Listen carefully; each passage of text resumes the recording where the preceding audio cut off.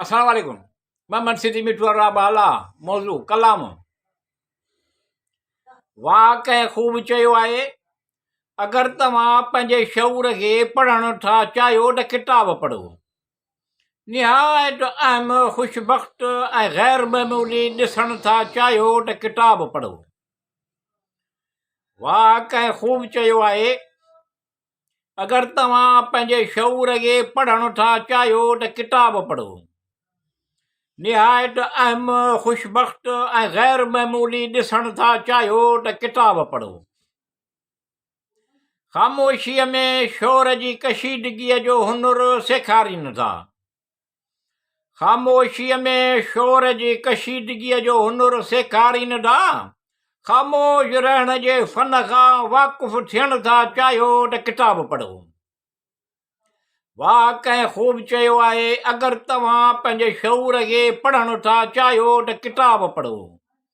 निहायत अहम ख़ुशबख़्त ऐं ग़ैर मामूली ॾिसण था चाहियो त किताब पढ़ो। जो ॾुखे जो दर्द न सम्झे इहो हमदर्द कहिड़ो। जो ॾुखे जो दर्द न सम्झे इहो हमदर्द कहिड़ो। अगरि इन मामले खे सम्झण था चाहियो त किताब पढ़ो। वाह कंहिं ख़ूब चयो आहे, अगरि तव्हां पंहिंजे शऊर खे पढ़ण था चाहियो त किताब पढ़ो। निहायत अहम ख़ूबसूरत ऐं ग़ैर मामूली ॾिसण था चाहियो त किताब पढ़ो।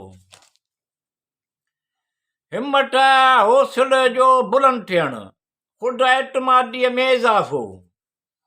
हिमत हौसले जो बुलंद थियणु, ख़ुदि एतमादीअ में इज़ाफ़ो। अगरि तव्हां ख़ौफ़नाक अकेलाईअ खे शिकस्त ॾियण था चाहियो त किताब पढ़ो। वाह कंहिं ख़ूब चयो आहे, तव्हां पंहिंजे शऊर खे पढ़ण था चाहियो त किताब पढ़ो। निहायत अहम ख़ुशबख़्त ऐं ग़ैर मामूली ॾिसण था चाहियो त किताब पढ़ो। ख़ुशगवार माहौल सलाहियतुनि में जे इज़ाफ़े सां इज़त ऐं शोहरियत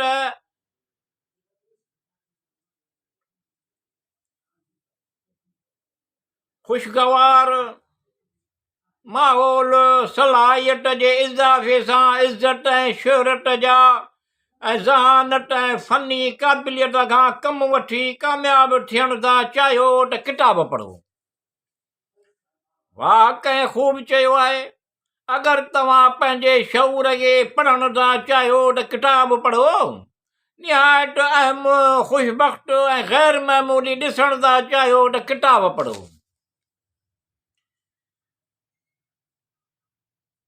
किताब में लिखियल पढ़ी अमल करियो। किताब में लिखियल पढ़ी अमल करियो, सहूलतूं आसानियूं हासिल करियो।